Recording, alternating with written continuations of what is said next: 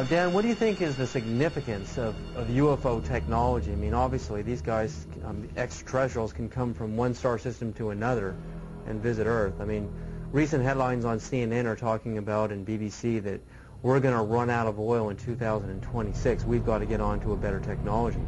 I mean, to be able to go from another star system to Earth, obviously they have the answer.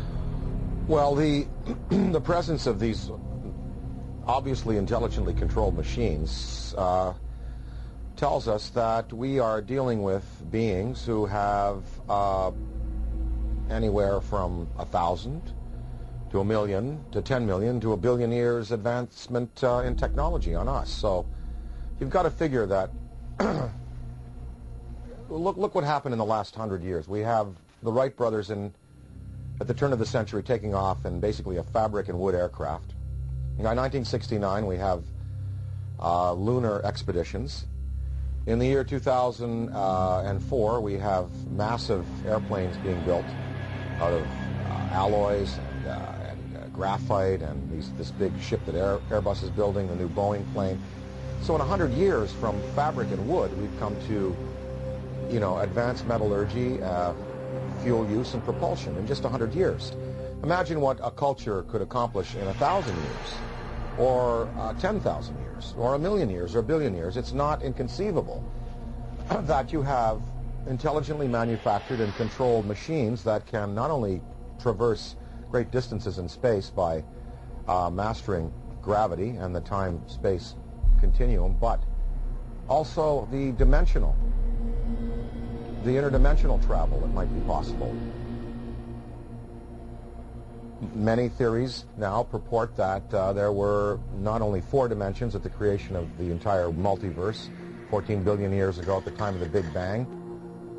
There were 11, maybe as many as 21 dimensions. So some of these beings may be coming from an extra-dimensional place. I mean, and what it says is that these technologies have been harnessed, and that it's possible to use other fuels that don't rely just on simple combustion.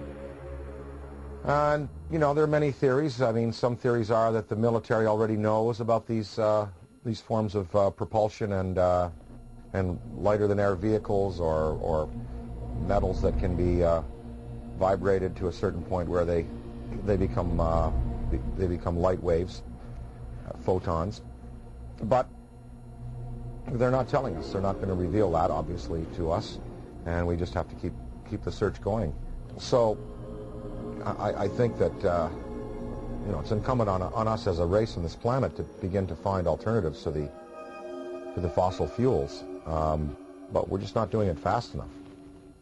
Has probably been the greatest and most successful cover-up in the history of the world.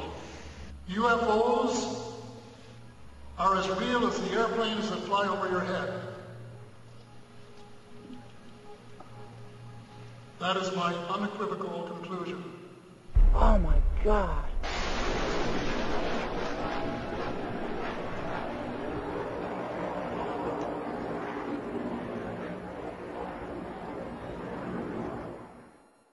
The Akyroyd story, Dan, I mean, you appeared in a movie about the Akyroyd story.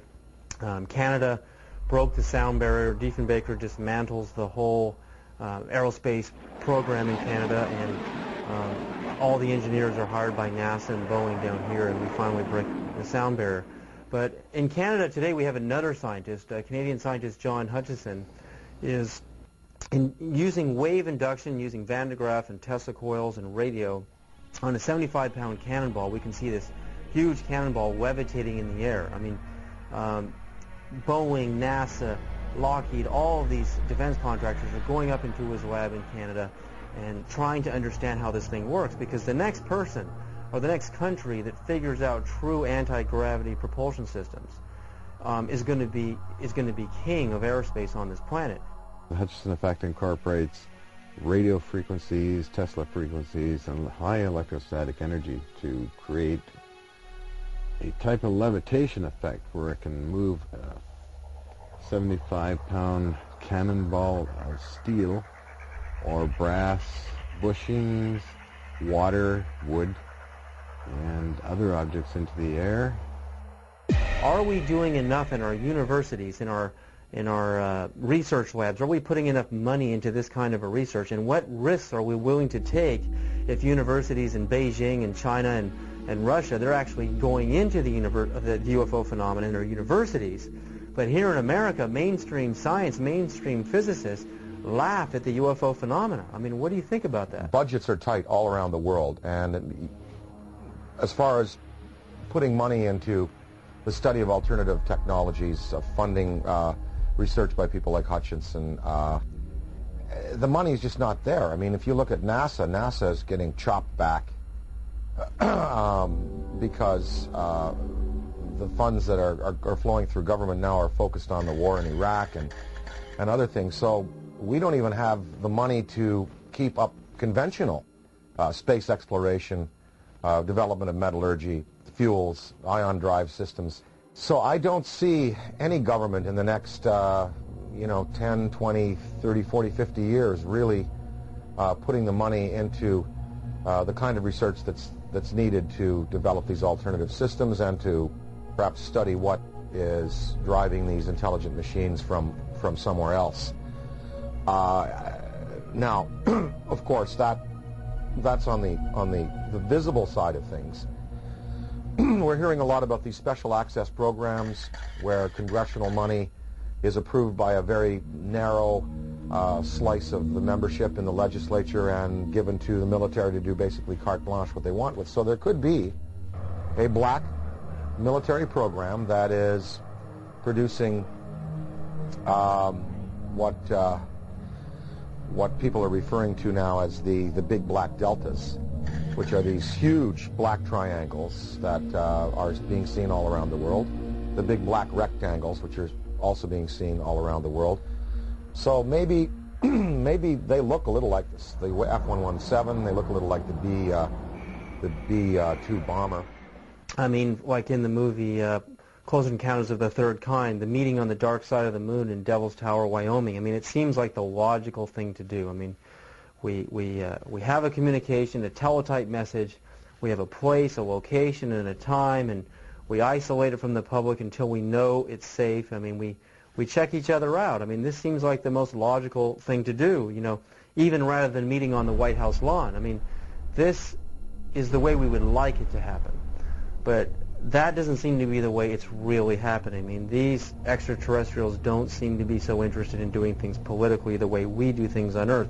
They're picking certain individuals to contact. They are zeroing in on those individuals. But now, I mean, there are so many sightings going on all over the planet. I mean, it's just amazing. I mean, Iran, Turkey, Mexico, Venice, California, Sonora, California, Texas, Death Valley. I mean, the reports are coming in every other day now. It seems like we're heading towards an omega point. I mean, what is about to happen? I mean, is this all just a coincidence that more and more people have video cameras, or do you really think there's a major unprecedented communication that is about to happen between our extraterrestrial visitors and humanity? Or again, is it the video camera question? More camcorders? There are definitely more video cameras out there, and definitely more sightings, and definitely more credible witnesses.